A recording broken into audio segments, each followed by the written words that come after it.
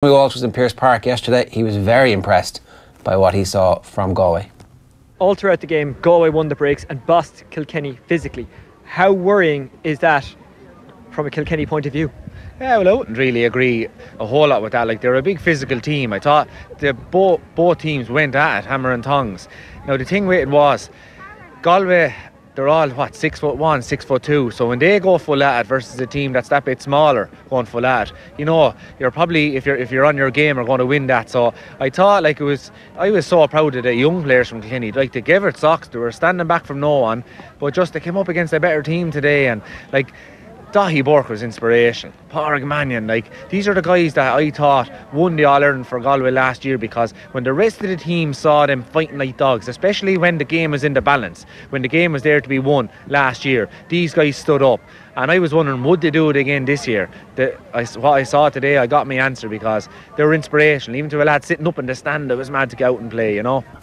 Yeah, so there you go. That's Tommy Walsh speaking with Oisín after a bit of a paddling from Galway against Kilkenny, as you predicted, Shane, on the Hurling Show. Friday afternoons on offtheball.com, on offtheball.com, on youtube.com/offtheball.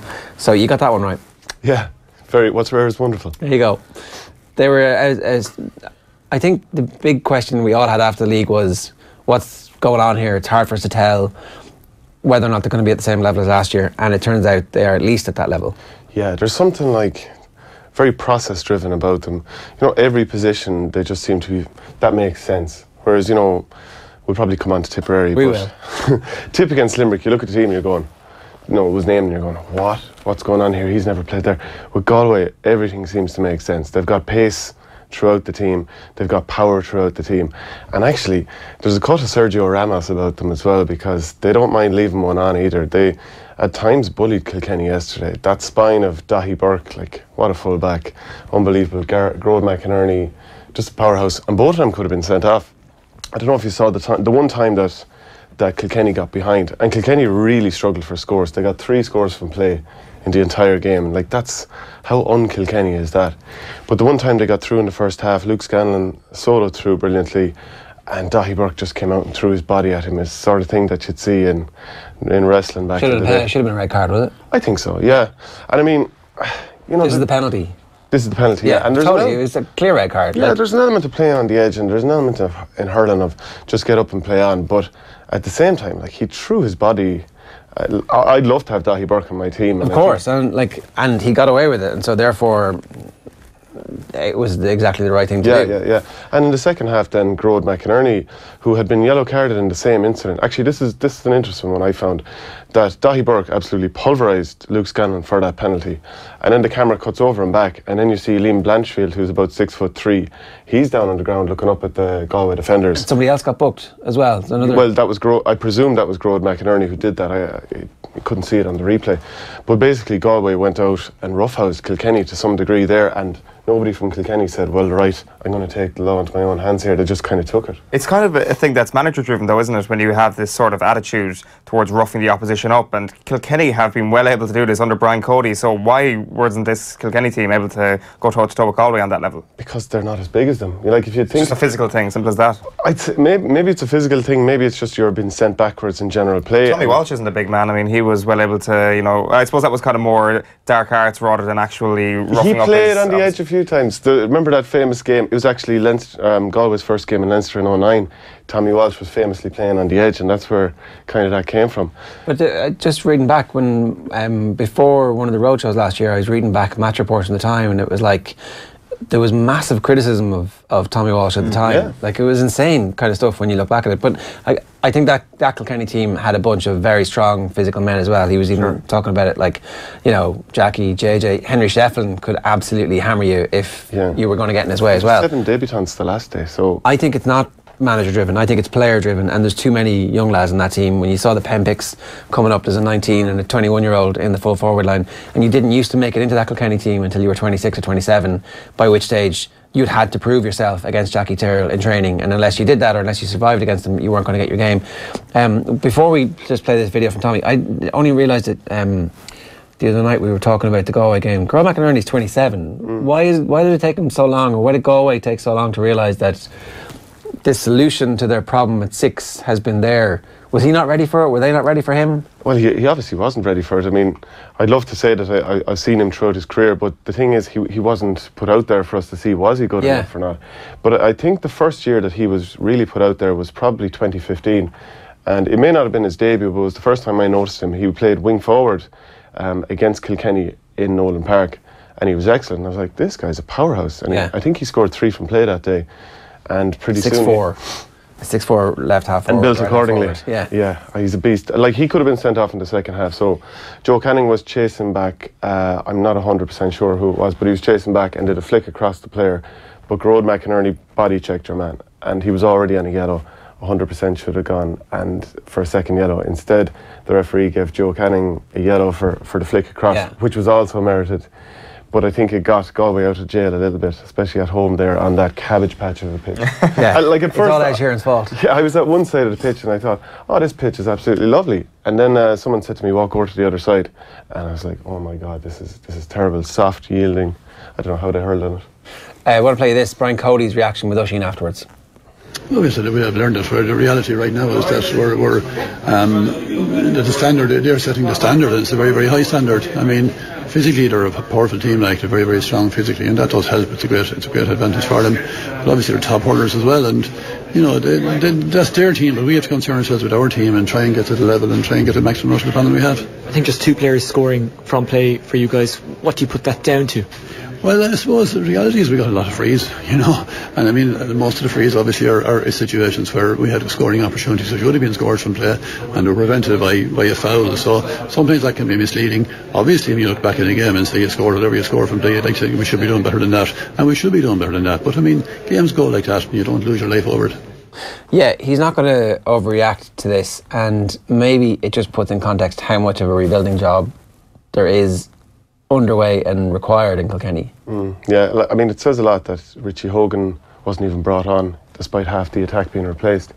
You'd think, why would you waste somebody? Like, you can't change who's in your 26, so maybe by Wednesday, whenever he named it, I'm sure Billy Lee can tell us all about naming the panels, but he named Richie Hogan, so he must have thought he's good for a few minutes. Or he had a chance, maybe. Yeah, and you think the need is greatest here because you're trailing. Well, maybe on Wednesday they thought he had a chance, and then Thursday didn't respond well, and you're like, and that's okay, a fair point. He's yeah. stuck. Yeah, but like, I mean, when did Colin Fennelly come on? He came on at half time, right? And I mean, it was pretty obvious that he was going to come on because they needed the ball to stick up front. And I mentioned that they only had 3 scoring chances from play. They absolutely struggled to create scoring chances at all. So most of their frees, and Brian mentioned them there, they were around between their own 65 and Galway's 45. They actually couldn't even get the ball inside there, and certainly win it. You saw the amount of ball that, for example, Pádraig Mannion coasted out with, that Daithí Burke came out with. Kilkenny just couldn't even get the ball inside the 45 and win it. If Wally Walsh wasn't winning it, nobody really was. Colin Fennelly came on, had almost no impact. A lot of the younger players had little impact. James Maher around midfield was pretty good. But after that, I mean, it's very hard to say who stood out for Kilkenny. And they could have, like, Galway should have won by 14 or 15 points. Because they just, like, they're so physically dominant. And, like, the other thing about Galway, when I say they're process driven, you know, it's very hard to pick out too many lads who you'd say they were the star of the show. Everybody was really good. Nobody let the side down, and it's kind of Dublin-esque in the football. And that's why you'd make them favourites to win the All-Ireland at this point. 100%. Very, very early on, but like they appear to have style of play, squad depth, and the motivation to do it. Yeah, that's it. You often wonder, how does an All-Ireland champion get back and go again? And the thing that I thought is, okay, they need to beat Kilkenny and lay a marker down with them, because they've played them 11 times since 2009, beat them once in the Leinster final in 2012. And Kilkenny have beaten them on a couple of their most humiliating days. Like that 2015 All-Ireland final, when they were well ahead at half-time, on top all over the field, and then they capitulated. The 2015 Leinster final as well, Richie Hogan came on the second half, scored 5 points, turned it around. Like, they badly needed to do Kilkenny, and they did in every way possible. Like, they out-hurled them, they out-physicaled them, if that's actually a term, it's not very Americanised. But in every way possible, they just ran Kilkenny off the road. There is also a sense, though, that this is still kind of shadow boxing, particularly in Leinster, given it is going to be Kilkenny, Galway and Wexford that are going to be the top 3. That you would be very surprised if that wasn't the case. They could have to face each other again in the Leinster final. They could have to face each other again in an All-Ireland final. Who knows? I mean, it is early days to be saying right now that yesterday was a day when Galway had to lay down that marker Well, laying down the mark is probably what they did, sorry, but in terms of like revenge for an All-Ireland final defeat, I mean, that's going a bit far, surely. Yeah, well, they've kind of turned the tide more so, and it's interesting that if Liam Blanchfield hadn't have gotten away with a foul on Paddy Smith in the first day, then Dublin perhaps would have beaten Kilkenny, held on at the end, and now we'd be talking about can Kilkenny get into the top 3. Yeah. So that's how fine the margins are, and their game against Wexford is going to be fantastic. Yeah, because Wexford obviously were absolutely amazing against Offaly at the weekend. I want to play you this. It's Tommy Walsh's 2 takeaways from Galway against Kilkenny. Finally, the lessons learned for Galway and the lessons learned for Kilkenny out of today. The lessons learned from Galway would not be from today. I would say you have to go back, I suppose, to the champions of old and say, we're All Ireland's won in June. No, they weren't. We're the one in May. No, they weren't. It's a long year. Now, what impresses me about this Galway team, last year when they were under pressure, they kept talking about this, we're just looking at the next game. We're not looking at the All-Ireland, we're not looking at the Leinster final, we're looking at the next game. So for Galway, they have to keep that mantra, because they'll go out in Wexford Park next week and it'll take on a total different life of its own. There'll be sweepers going around, they won't be getting the space they had probably here today. So for Galway, I'd say stick to that mantra of game on game. For Kilkenny, I suppose they'll just have to come up. Like, I think we see that Galway team, they're very much a dominator team in the air. They love that high ball, so maybe it's a case of trying to work around that maybe the next day if they were to meet again. And these two could well meet again in the Leinster final, because Kilkenny play Wexford in 2 weeks' time in Nolan Park. That's going to be a belter. Tommy, a special day for you, your birthday today, and you even brought me some birthday cake. I did, yeah. It was cooked, Marlies cooked it, or baked it, I should say, there yesterday. So I brought up especially for you, Oisin. And I can confirm it's good cake as well. Right, there you go. I want a picture of it though. I want to see a picture of it. Right, let's move on to Tipperary and Cork. As we were talking about earlier on, Gerlach Nan gave the last rites to Tipperary at half time. But like a comeback like that, and it seems to me players finding the right position, players finding fitness, I make Tipperary second favourites for the All-Ireland off the back of that. I don't know if I'd go that far just yet, because in the first half they were desperate. You know, same as they were against Limerick, same as they were against Kilkenny in the league final. I think they're slowly mutating towards the team that makes most sense. What changes happened? Because I saw, and I can totally understand, you're at the game and there's this surge in the second half, and it's hard to pinpoint exactly what the tactical brainwork going on in the background is, but they weren't the same. They had a different approach to Kilkenny's puck-outs, it seemed, to Cork's puck-outs in the second half. Well, I think a lot of it is momentum too, and that's unquantifiable thing in hurling, that sometimes it's going against you and you don't know how to turn the tap off. No, I was at Galway Kilkenny, so I was just watching the game on my computer, grand stream and all that, so there's no issue there. But the standout changes that I saw were that Brendan Maher went wing back and Ronan Maher went midfield, and everybody was waxing lyrical about Ronan Maher midfield in the league. I'd actually like to see a half back line of Ronan Maher, Brendan Maher and Pádraig Maher in whatever formation you like, probably Pádraig in the centre, because Brendan plays centre back for Bursley the whole time. And put him in the centre and leave Pádraig on the side, no? Yeah, you can do that. I think any of the three, it's an exceptional half back line, and Brendan deceptively has a lot more pace than people probably realise. Really good reader of the game. So I think that if they play as the half back line and they're a bit more measured with their deliveries, Paddy is normally very measured with them, I think that gives Tip an unbelievable platform there as well. Bubbles came on. That's what we finished with, was it? Yeah. That's from half time on. That's what it was. It seemed Brendan Maher was right, Paddy was in the middle, and was Ronan on the left? No, he was midfield, Ronan was midfield. Okay. So Brendan was a left wing back, Paddy, and then Joe Dwyer, who's Bubbles' cousin. And then Bubbles coming on at half time for Bonner Maher, who he didn't look physically right. And on the Sunday game last night, they showed one incident where he was trying to chase back after somebody, and you're like, there's no way he's 100%. And I can see now why he was only brought on for 3 or 4 minutes against Limerick the first day. So like, fair enough. Bubbles came on and he set up, I think, something like 1-2 in the space of 10 minutes, and all of a sudden that Tip full forward line really started to flow.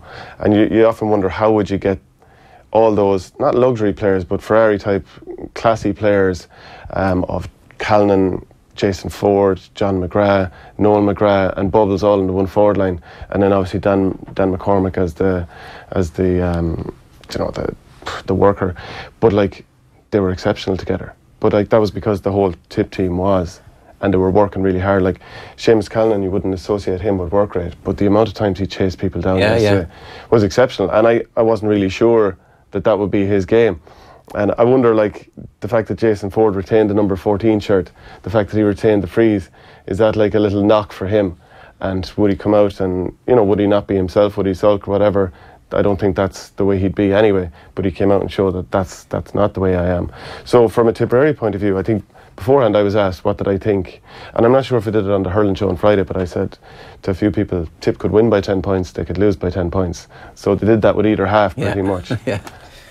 Like, is that problem that you mentioned there, the Ferrari-shaped problem, is it a big problem? Is it one that you feel on the evidence of yesterday's second half that they can solve, and they have solved?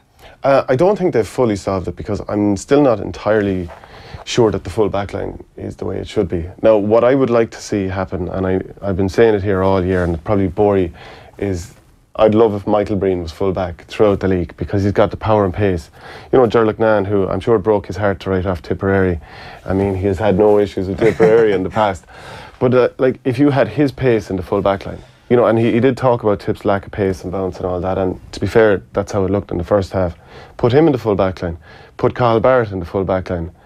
I mean, it's not a very slow backline then, is it? And like Billy McCarthy at midfield has brought in a lot of energy there. Yeah, I don't think they've got the perfect mix with Tip just yet, but they're moving towards that. Yeah, it seems that the best 15 players for Tip isn't going to make the best team for Tip.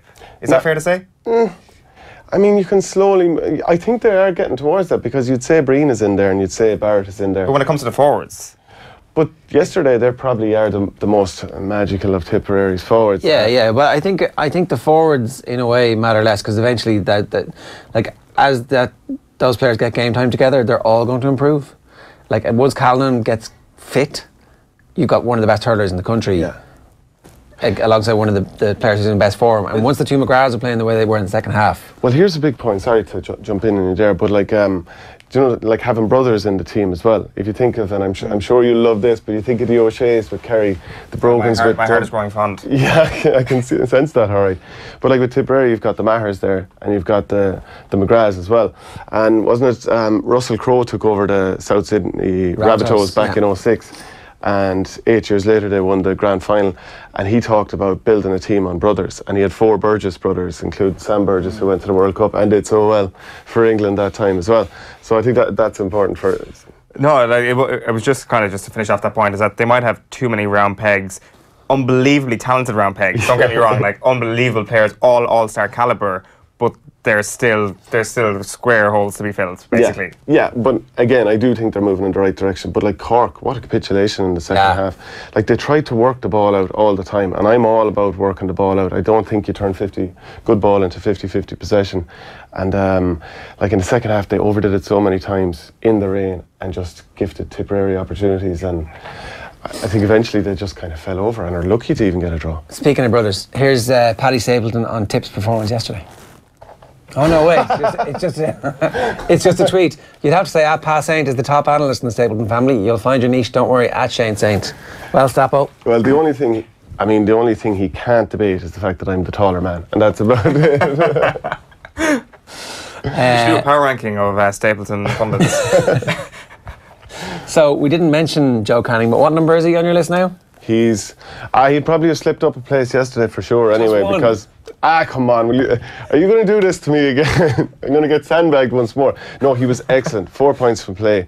Right up until Wally Walsh got that goal at the end. He'd scored more from both play and overall than Kilkenny in total.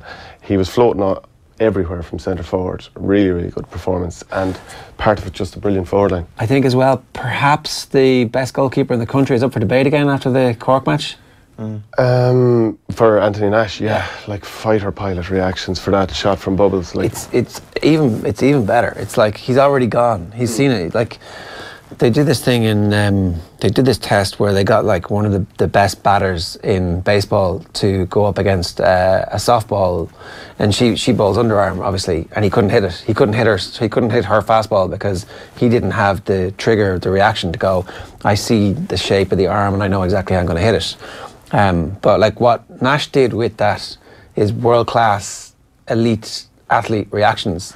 And he also is like driving the game forward in various stages too. Absolutely sensational. The fact that he went across himself to save it, like when your hurley's already at this side and it comes to that side, it's just a bit of an extension, whereas there you have to turn and recalibrate your whole... And to have the strength to, like, it was Bubbles, wasn't it? Yeah, it was Bubbles, break most of your hands. It was actually a goalkeeping exhibition in that game yesterday. Like the one that Hogan plucks from out of the sky when it was destined to go over the crossbar. I'm sure he'll be a little bit disappointed with the Shane Kingston goal. Yeah. And I think actually that goal summed up Tipperary in the first half.